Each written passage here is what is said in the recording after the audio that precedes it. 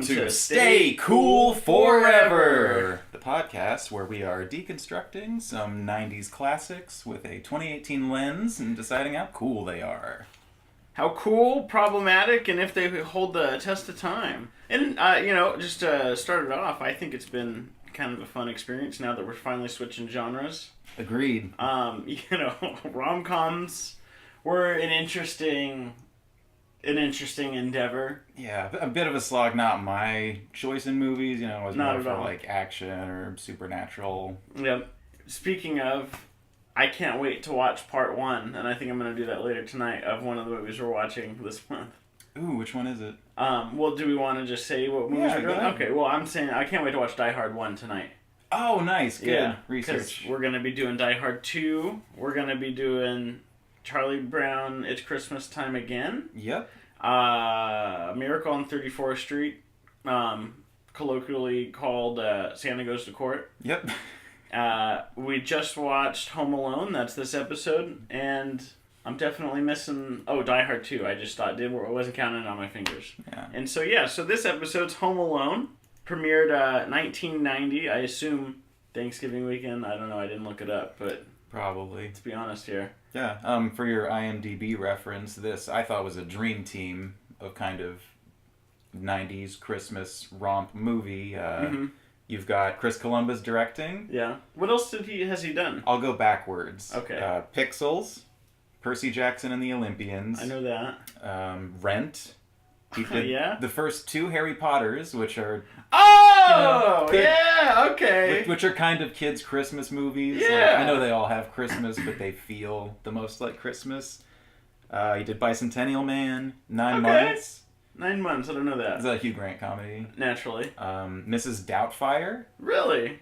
Okay, yeah, actually, Mrs. Doubtfire does seem a lot in the same vein as Home Alone. Yeah, I think this guy had a good knack for doing like the kind of PG family movies that had child main characters. Okay, so that's director. Good for him. Music, John Williams. Shut up. Yeah, which I thought was kind of amazing, like the overture to this movie where you have the Yes. little blue house and the slow, like, starting on that nice major theme, and then it goes dark and, like, really cryptic, like Nutcracker. Wow. It got me really jazzed Yeah. for it, because it was like, oh shit, like, there was a lot of care and, like, professionals working on this. Like, you had like, a good director, you had a good Fine composer. Written script by John Hughes. Really? Oh Who my god. rattle off again. yeah, like I said, Dream Team. Going back, or I'll just go forward. So that guy did 16 Candles, The Breakfast Club, Pretty in Pink, Ferris Bueller, Christmas Vacation, Planes, Trains, and Automobiles, My Uncle God. Buck, all the Beethoven movies, all the Home Alone movies, 101 Dalmatians, Flubber. He did Miracle on 34th Street, which we're going to be watching. Shit. And also Drill Bit Taylor. So slight decline in ratio of, it can't all be all killer, but there's a couple duds. But yeah, like impressive resumes from everyone involved in this. And of course, Macaulay Culkin was like the 90s it kid. Yeah. So I really felt like this was kind of a magical, like apex of all of these people's careers. I'm shocked. I'm shocked. Right before this, I said I didn't really research anything because it's fucking Home Alone, and here are all these great facts. It's kind of bewildering and a little mind blowing. Considering so, Bicentennial Man. I actually liked that one. I never saw it. Oh no! Mm-mm. Yeah, it was Robin Williams. Yeah. He's the robot. It was cool. That was right around the time for me to being a kid watching something where I loved Robin Williams. I think it was after Jumanji.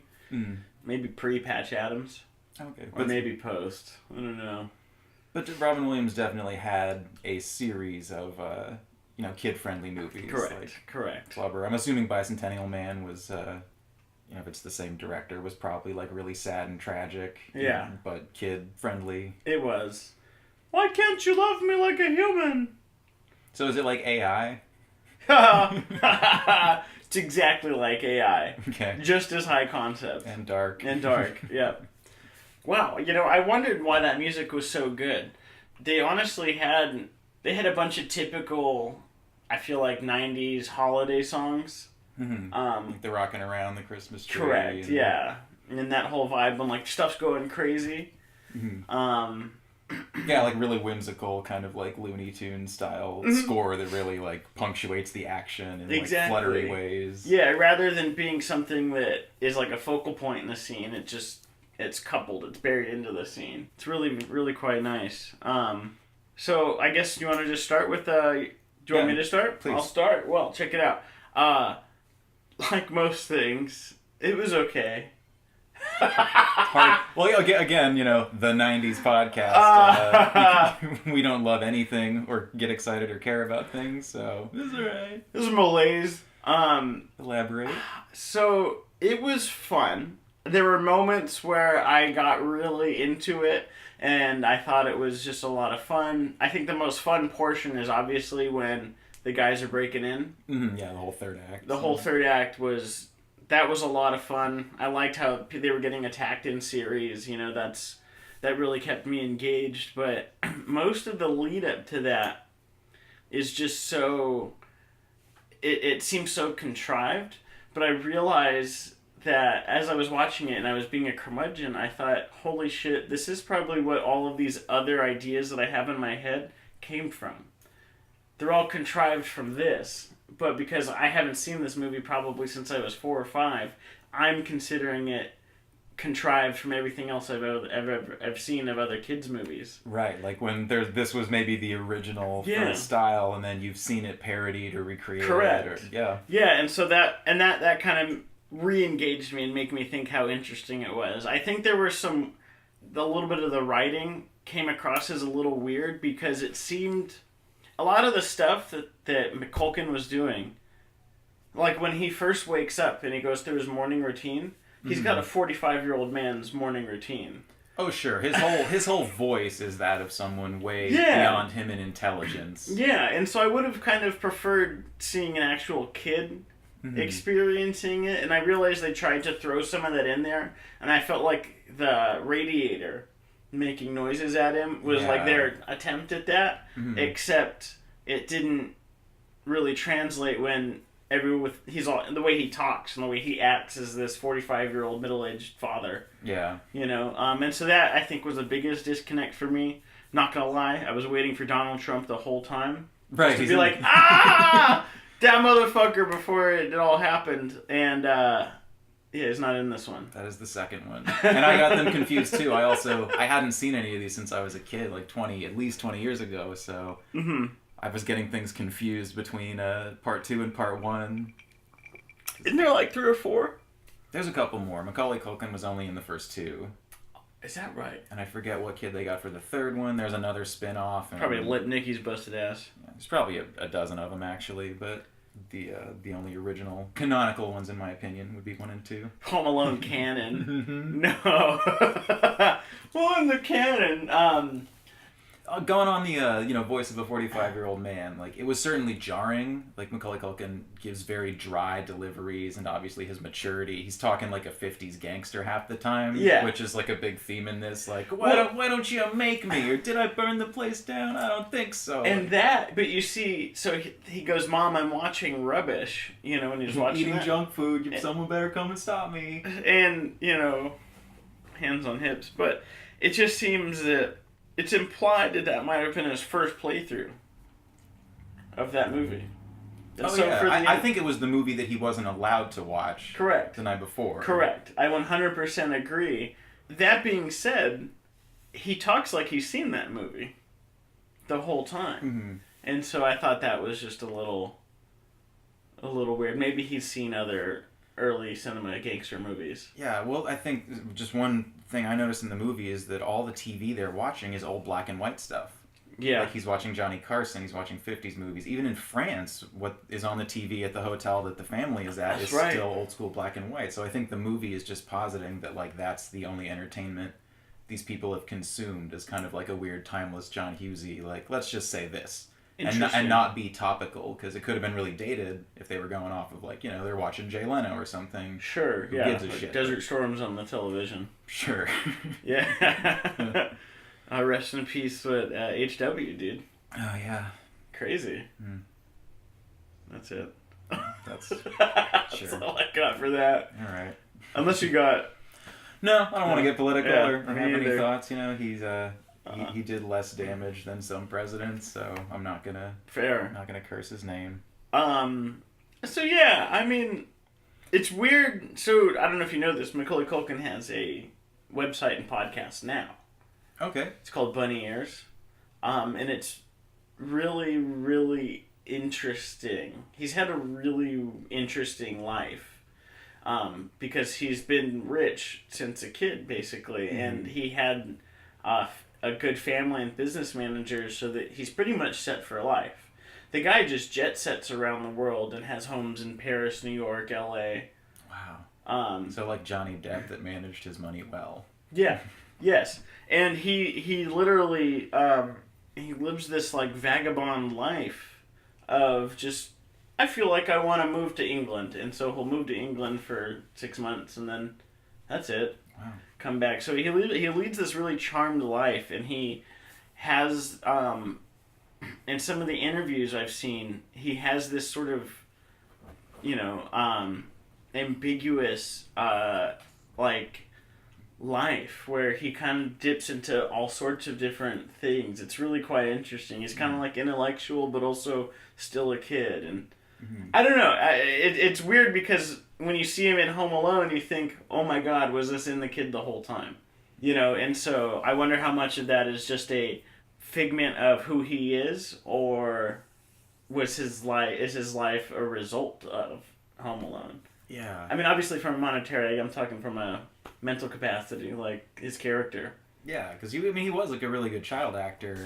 Oh, Or was it just the strange dry delivery that uniquely, like Christopher Walken has his unique cadence. I think Macaulay Culkin also had that as an actor. Yeah.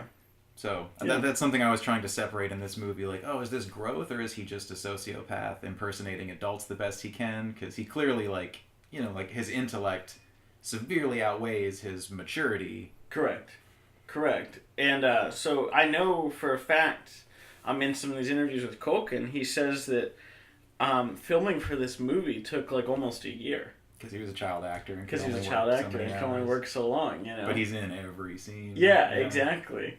And because he's in every scene, they had to line up 40 and 50 people for, grips and sets. And you can only imagine how long those, when Joe Pesci and Daniel Stern show up, and they're being waylaid by him with all the traps, how long those shots must have taken. Mm-hmm. He isn't in a lot of them, though. Ooh, because a lot of it is just them falling into the traps. So, wow. So him filming on the same, probably filming different days or something like that. My God, he really isn't in too many scenes.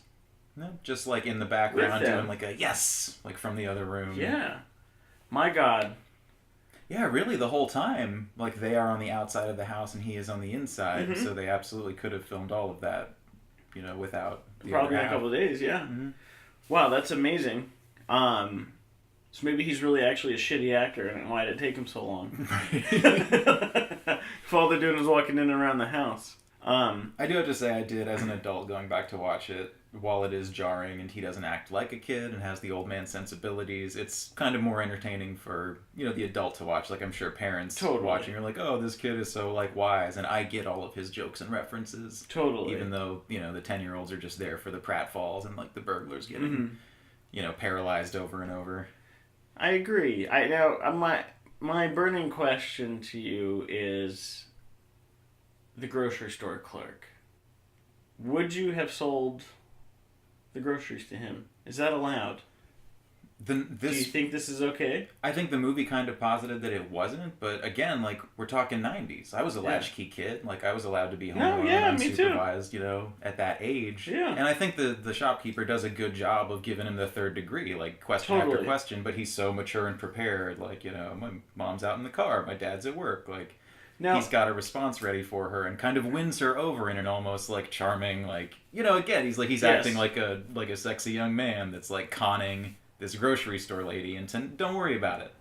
Yes. Now, like if it was me, I probably would have been like, just you?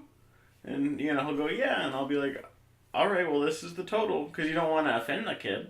Yeah, if he's got the money, he's got the money. I guess it's not alcohol. Yeah, he did everything correct. Like, he did the transaction properly. Yeah. And then I love how when he's carrying the groceries home, the bags break, and he just looks directly at the camera, like, wah, wah. Yep. Now, did you notice in that fall, that the fall of the groceries, that fucking everything is empty?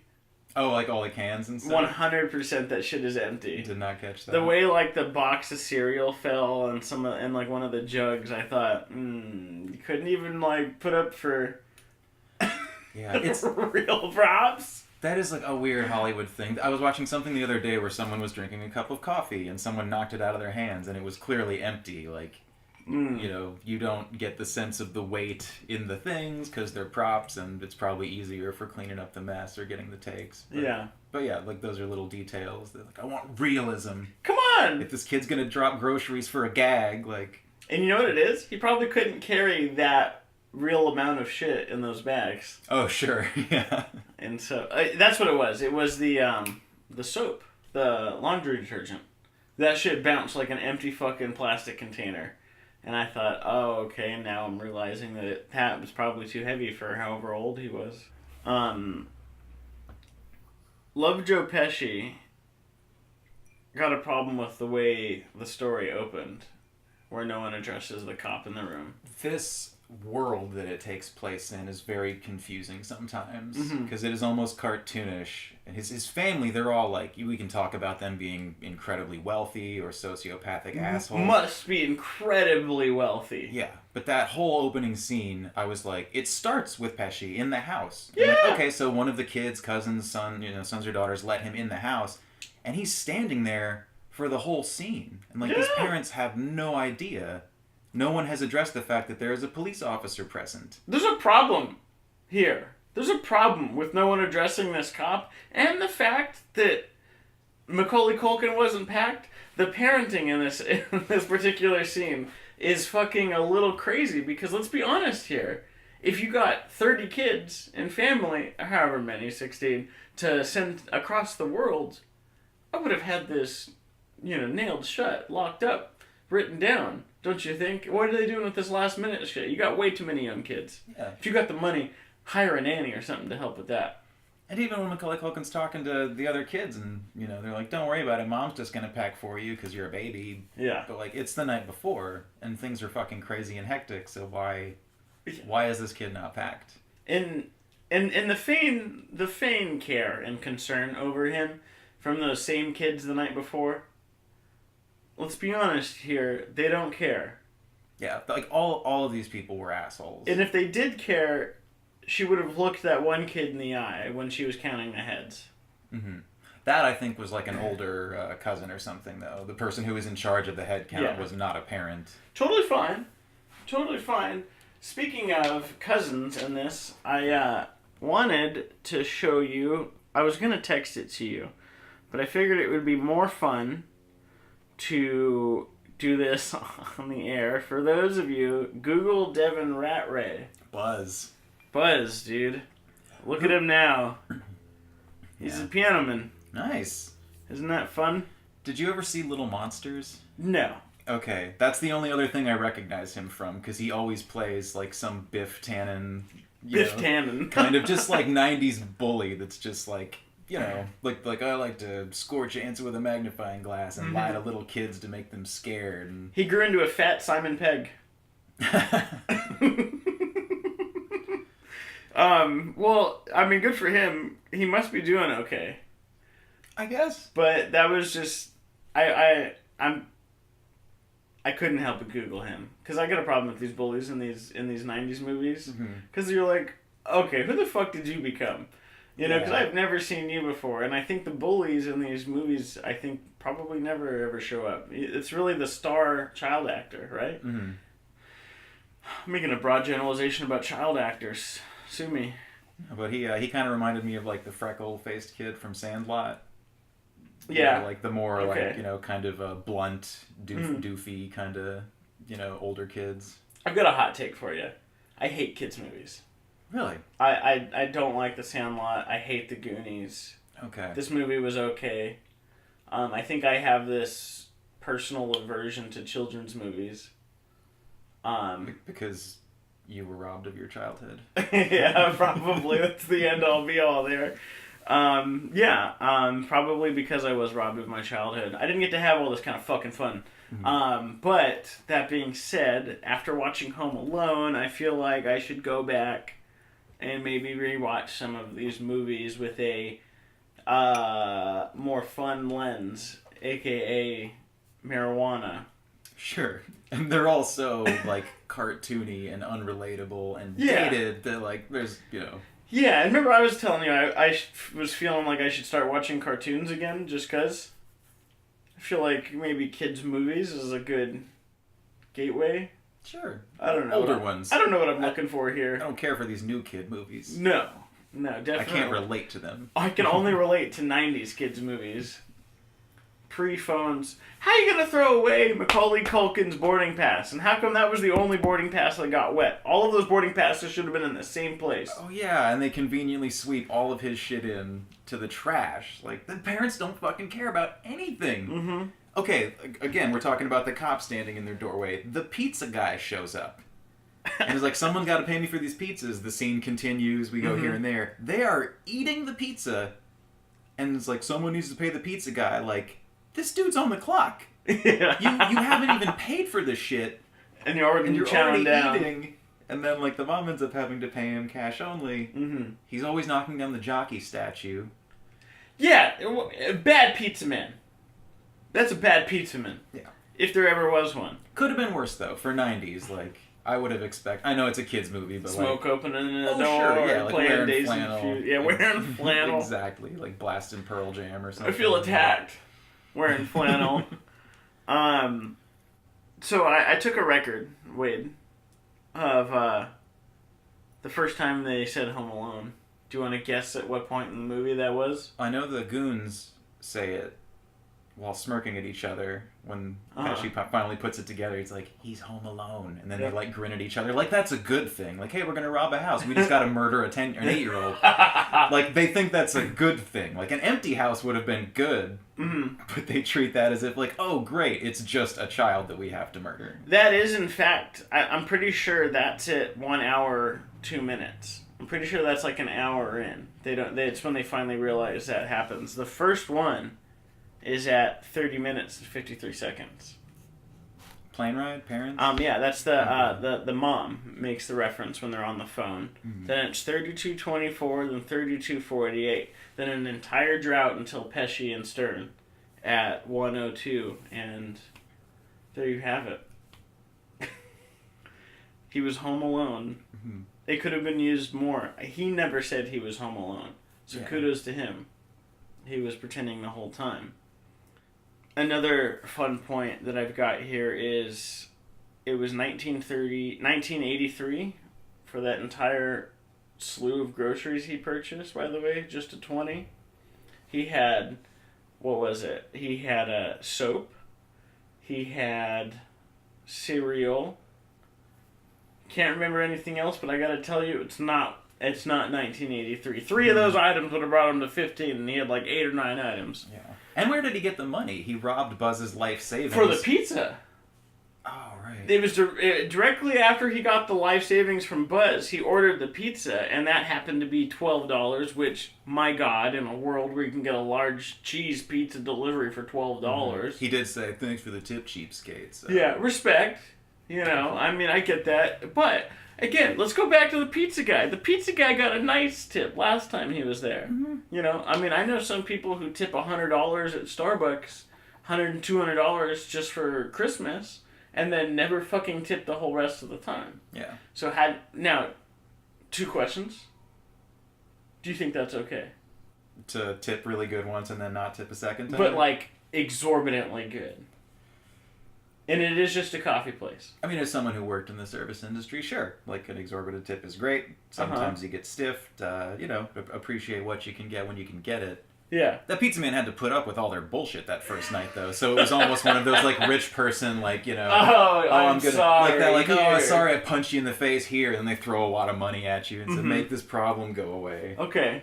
And then, I don't know, I feel like the pizza guy's got to be traumatized from delivering to this house. The second time. Because the first time they were assholes, and it's like, oh, what a bunch of assholes. And then the second time, I loved the using the movie repeatedly. Like, Repeatedly, it yeah. traumatized him. He shouldn't have watched it. He was too young. And then he uses it several times later to try and, like, maybe traumatize other people. But the pizza guy, he used the dialogue to get the pizza delivered, and it was good. We were done. And then when he was like, thanks for the tip, cheapskate, he, like, mischievously grins and decides to go ahead and play the shooting part at the end. He didn't have to do that. He got the pizza. It was done. But this kid likes violence. So, what you're positing here, Macaulay Culkin likes violence. Yes. Even though it, like, scared him at first, he gets a taste for it. Oh, and then he's bloodlusting for it. Yeah, which I thought was weird too when he's going through Buzz's stuff. One, Buzz has an Ice-T poster. I know, the Ice-T poster is pretty prominent. And a gun hanging over his bed. Yeah. 90s. Yeah. But, a really shitty air rifle, by the way. Yeah. I had an air rifle, and that thing would totally kill animals if you wanted to use it that way. Mm. This guy, he shot Joe Pesci in the face with it, and it barely hurt him. It must have been a just BB gun. Oh, he shot Pesci in the dick. Oh, we shot Pesci in the dick, Stern in the face. But yeah, he definitely gets a taste for violence. Because, like, okay, one of my, like, It's a taste for violence.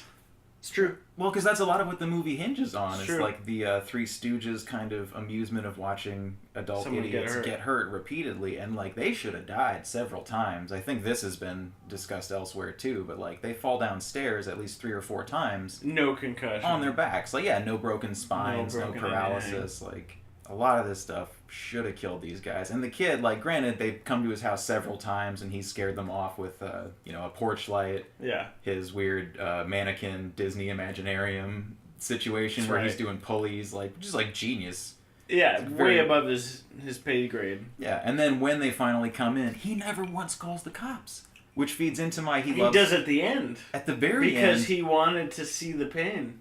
Exactly. He could have done that at any point, but instead he goes to a deadbeat Santa, he goes to church. Shout out Deadbeat Santa, though. Deadbeat Santa's a cool kid. Oh no, I like that a lot. Yeah, but it's a good scene. But it seems so odd, because it was one of those, like, people are trying to break into your house and you're in danger, but he's going to the Santa, like... Oh, he doesn't care. For, like, consulting for wisdom on, I miss my family, and he knows he's not a real Santa. Yeah. And I love that guy, how he's, like, wearing a coat and smoking a cigarette, and he's getting a parking ticket. Like, we've so quickly established what a piece of shit this guy is. But the kid's resourceful enough to go find him and not call the cops until after he's gotten to hurt these guys. Like, that was always an option, but he decided to do, like, I thought of it as, like... You're right, he knew to call 911. Yeah. But he waited until he ensnared him in his Rube Goldberg-ass traps. And he lies about who he is. He's like, my name's Murphy. It's like, right. You could say, I'm a kid, I'm home alone, someone needs to come, like, whatever, watch me till my parents are here, protect me from these murderous goons. But I think he wanted to do, like, a stand your ground thing, because he got a taste for violence.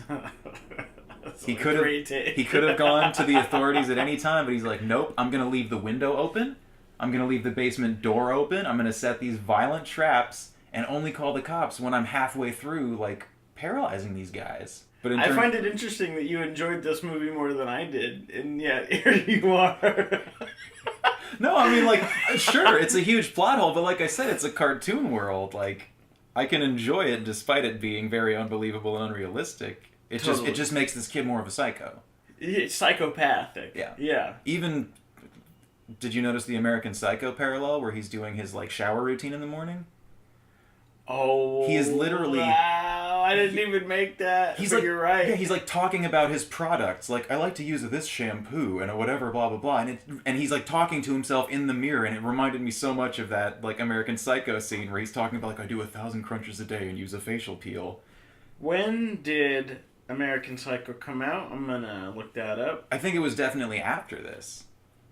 Really? Maybe not the book, but the movie definitely. And I don't know if it was intentional for them to have him doing this American Psycho routine. I just, like... Is the Christian Bale one the only one outside of maybe a much earlier one? There was a sequel with Mila Kunis. Okay, no, well, this was 2000 then. The original American Psycho? Oh, Psycho, there it is. 1960, Alfred Hitchcock. I knew there was an early one. Oh, Psycho, yeah, that's like the horror. Yeah, and then there's American Psycho. Holy shit, dude, I'm gonna watch that too. Not to completely derail this. I don't know. It all connects. Like That's he's amazing. a psycho. So do you think talking in the shower about your routine is psychopathic? It could have just been a narrative device because he is home alone. Like he's got to talk to himself to kind of tell the audience what's going on or how he's feeling. Yeah. But I prefer to believe that he is just talking to himself because he's like a smart kid with a lot of thoughts. He's a boner. How so? Just a major boner, that kid. Because he should have called the cops, first off. And the parents should have called the cops.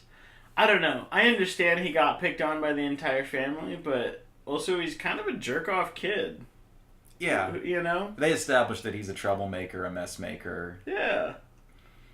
You know, I wonder what his grades are like. Honestly, that was one of my first thoughts, by the way. I wonder what your grades are like, you little kid. You know, are you getting citizenship grades or not?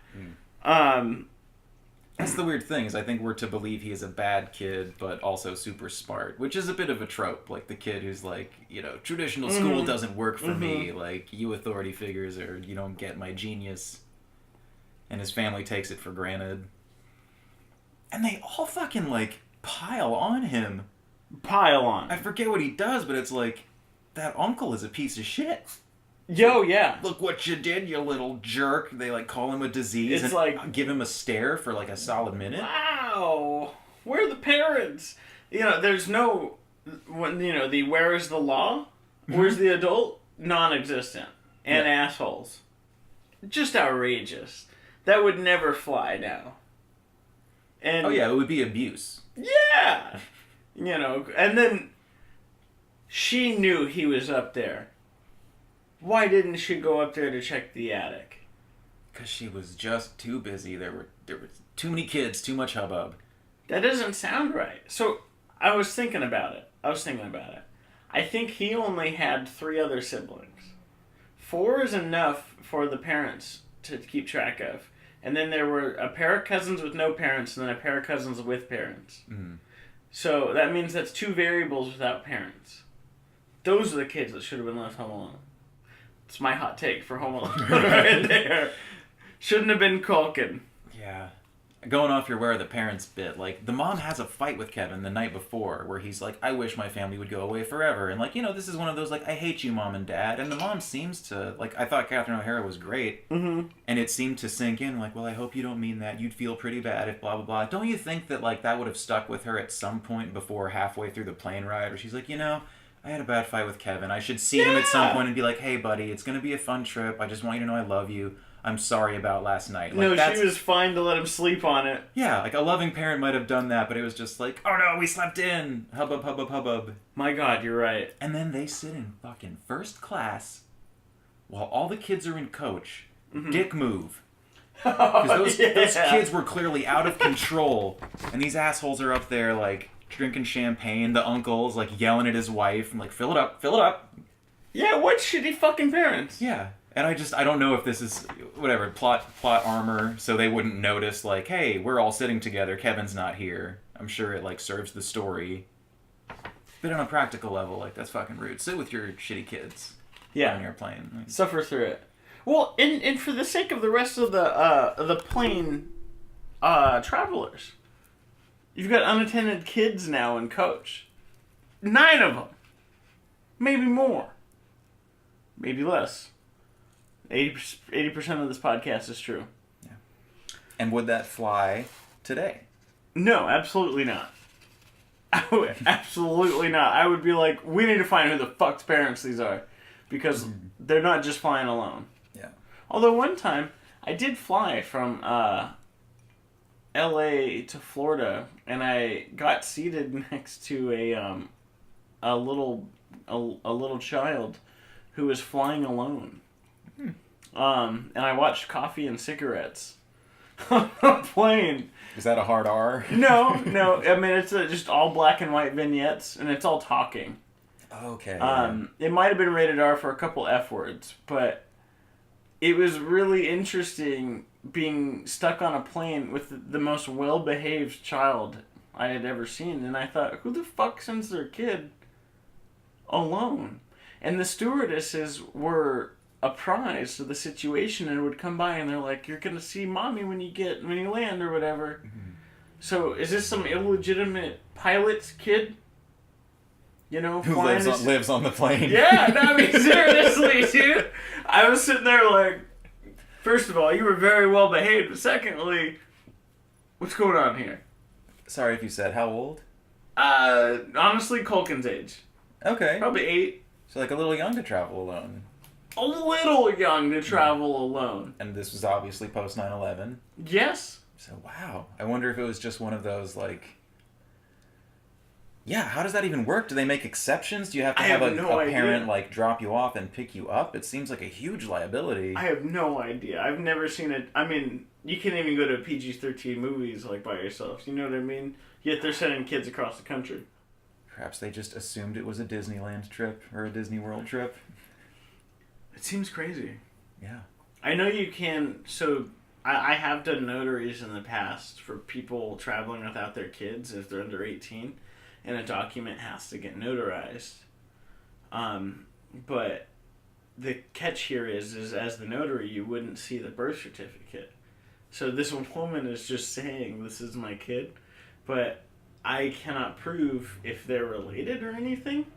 So I don't understand why you would need a notarized travel document. And that's usually generally only for separated parents. Okay. You know, because if they're going to leave and that's usually leaving the country. So like that way, dad knows that they're leaving the country. So that must imply that if a minor is leaving the country, both parents must be in agreement that it's happening. Mm-hmm. So there must be some sort of birth certificate document going on. So for this kid that I sat next to, someone had to know that she was going to see a parent of some sort. Yeah. And we're leaving that connection up to the TSA? Yeah, like an abductor got a document notarized and put the kid on a plane to exactly. God knows where. Exactly. Interesting. It was really weird. What kind of quotage do you have on here? Mostly Kevin quotes. Okay, but you got some quotes? Absolutely. I've got like 6. I was thinking we could rapid fire them. All right, yeah, let's do it.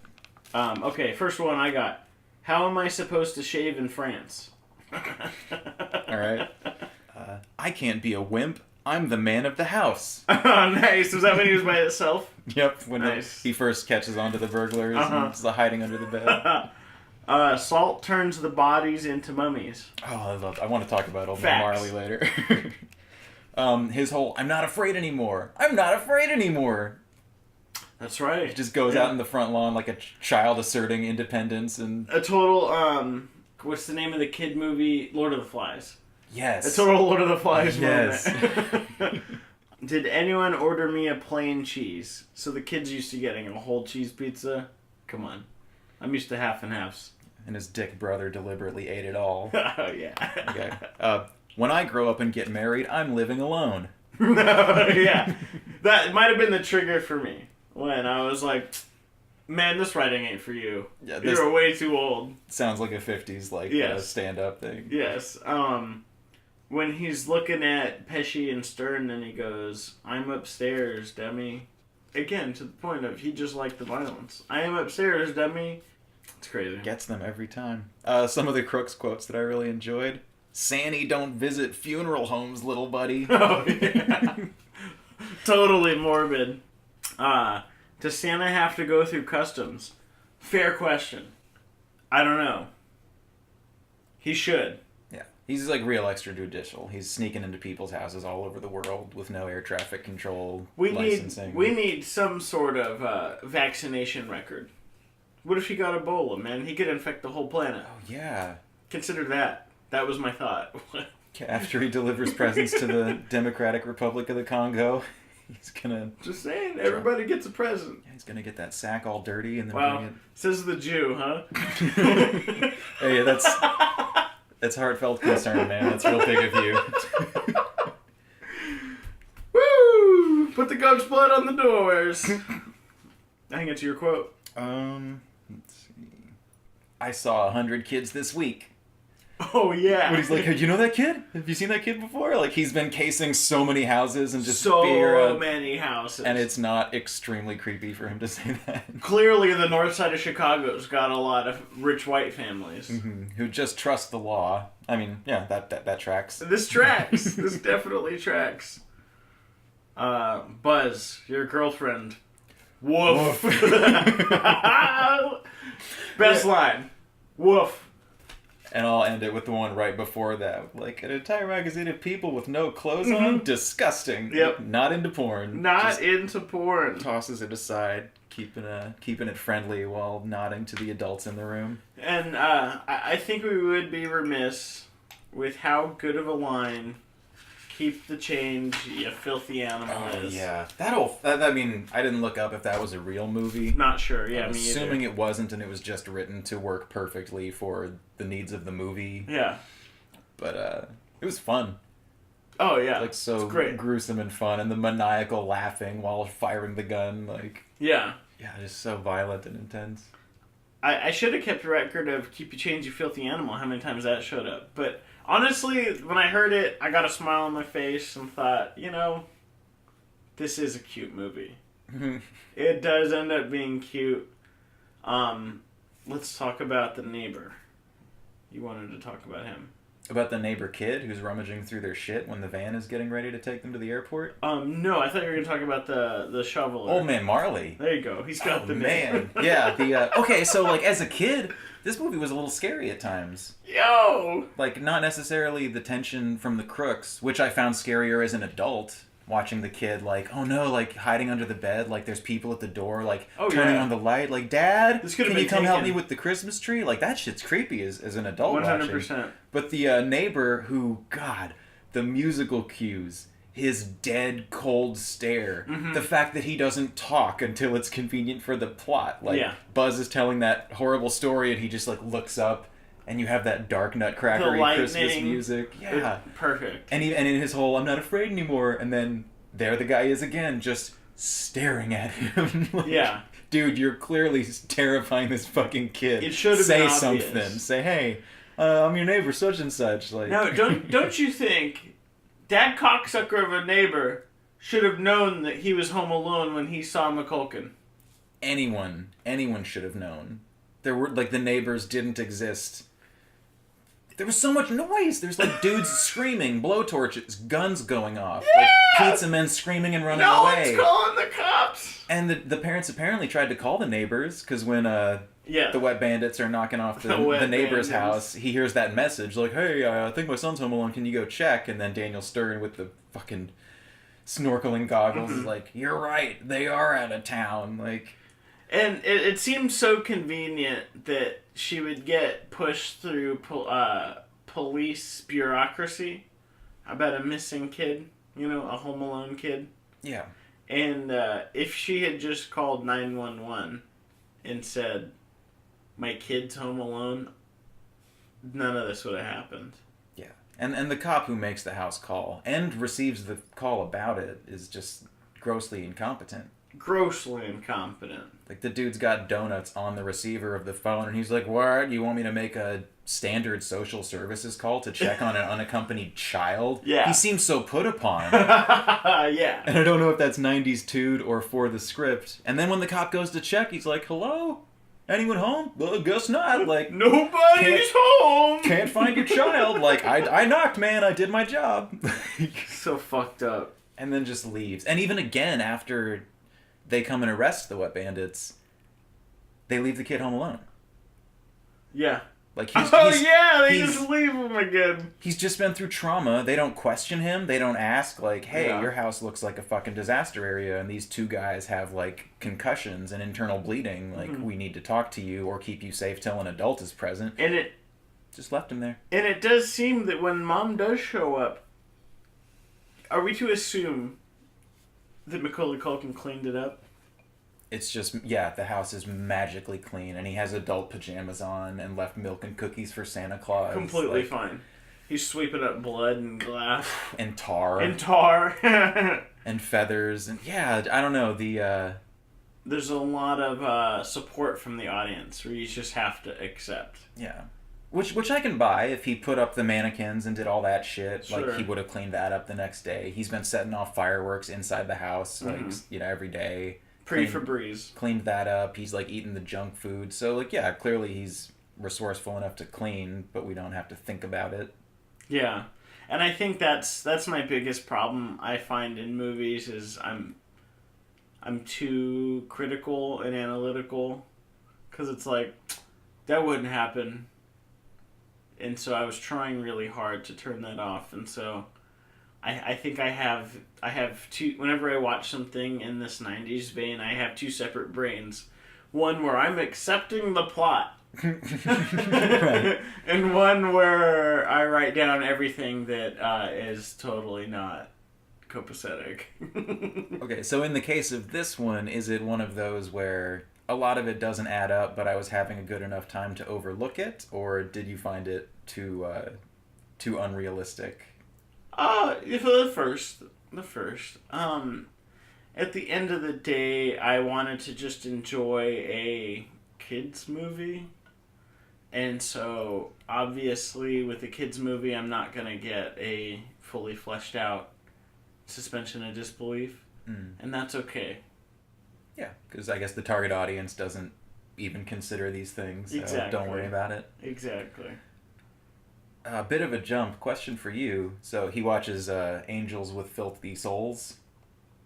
That's the name of the Keep the Change, You Filthy Animal movie that he's watching and is traumatized by. Presumably the first extremely violent adult movie he's seen. Yeah. What was yours? Because, like, I think back in the 90s, it was a little more common for, like, kids to see shit they shouldn't I saw have. Eraser in theaters. Oh, damn. Okay. Yeah, I think I must have been... Let's Google it. Yeah, I saw Arnold Schwarzenegger Eraser. It was super violent. I remember the first kill. The movie had a real green tinge. This came out in 96, so I was 6 years old. Okay. Actually 5 and some change when that came out, and we saw it in theaters. Yeah, I remember that one had, like, laser guns. Yeah. I growing up, I apparently my dad loved Arnold Schwarzenegger, because I have all these memories of Total Recall, Terminator,